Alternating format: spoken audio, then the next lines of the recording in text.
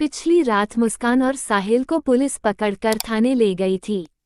सौरभ की बेटी अब चुप है, लेकिन उस रात उसके घर में कुछ तो था। कुछ अनदेखा पर बेहद डरावना। बिजली गायब हो चुकी थी।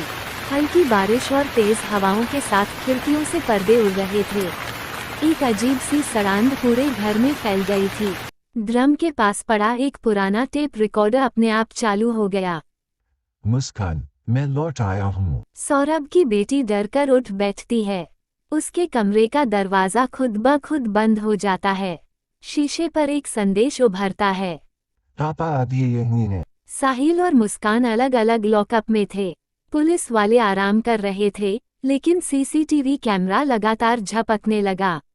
सीसीटीवी में दिखाई देता है एक साया जो धीरे धीरे साहिल की ओर बढ़ रहा है। साहिल हड़बड़ाकर उठता है। कौन है? कौन है वह? साया धीरे धीरे साहिल के सामने आता है। उसकी आंखों से खून बह रहा है और चेहरा पूरी तरह जल चुका है। जिस शरीर को तुमने काटा, आज वो रूह तुम्हारी हड्डियां तोड़ेगी।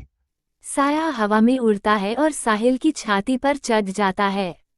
साहिल चीखता है, मगर उसकी आवाज बाहर नहीं जाती। उसकी आंखें बाहर आ जाती हैं और वो वहीं तड़प तड़प कर मर जाता है। पुलिस वाले साहिल को मृत पाते हैं। उसकी बॉडी पूरी तरह अकड़ी हुई, चेहरा डर से जला हुआ। डॉक्टर कहते हैं कोई सदमा था, बहुत गहरा सदमा। मुस्कान को भी रात में सौरभ की आत्मा दिखने लगती है। वो दीवारों में से निकल कर आती है, कभी आईने में तो कभी सपनों में। मुस्कान की हालत पागलों जैसी हो जाती है। वो पुलिस से कहती है, मुझे इस भूत से बचा लो, वो मुझे मार देगा, वो मुझे ले जाएगा। पुलिस वाले सोचते हैं कि वो ड्रामा कर रही है, लेकिन उस रात थाने की सारी लाइटें गुल हो जाती हैं। एक तेज चीख गूंजती है, मुस्कान, अब तेरा नंबर है। दीवारों से खून रिसने लगता है। लॉकअप का दरवाजा पिघल जाता है। सौरभ की आत्मा उसमें से निकलती है। उसका शरीर अब और विकृत हो चुका है। लंबे नाखून, खून से भरी आंखें और गर्दन पर कटे हुए निशान। मुस्कान घुटनों पर गिर जाती है। माफ कर दो सौरभ, मैं मजबूर थी।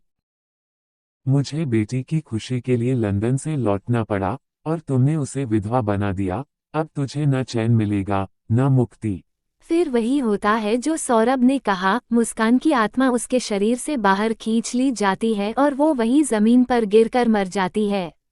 1 साल बाद सौरभ की बेटी अब एक अनाथालय में रहती है, लेकिन हर रात अपने पापा की आवाज सुनती है। मैं यही हूँ बेटा, तेरे पास, तुझे कभी कुछ नहीं होने दूंगा।